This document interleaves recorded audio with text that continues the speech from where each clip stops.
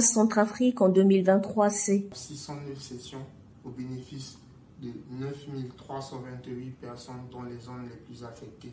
Ces séances d'éducation risques ont été réalisées dans les zones du nord-ouest. En infrastructure, 12 travaux de réhabilitation et de maintenance dans les armureries et zones de stockage des armes et de munitions au profit de forces de la défense et de sécurité.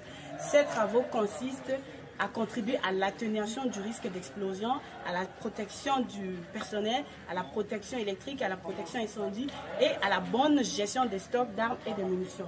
L'objectif global de ces travaux vise notamment à appuyer l'autorité nationale afin d'assurer la protection et la sécurité de la population. En gestion des armes et munitions. 13 sessions de formation dans le domaine de gestion des armes et munitions au profit des 179 forces de défense et de sécurité ici à Bangui ainsi que dans la région, et aussi plus de 57 sessions de visite d'évaluation technique et assurance qualité. En appui à l'autorité nationale. L'appui de l'UNMAS à la commandante est indispensable. C'est un appui multiforme. Je peux par exemple citer l'appui à la rédaction, la validation et la mise en œuvre du plan d'action national. Il y a aussi la dotation en équipement, l'appui au lancement du projet de marquage des armes. Le marquage permet de bien gérer ces armes.